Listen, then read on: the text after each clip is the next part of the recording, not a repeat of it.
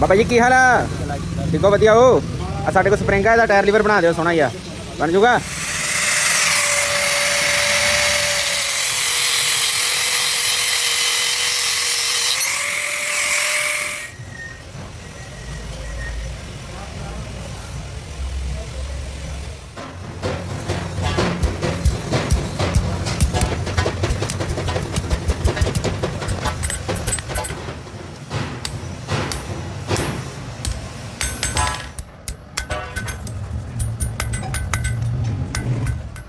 Allah.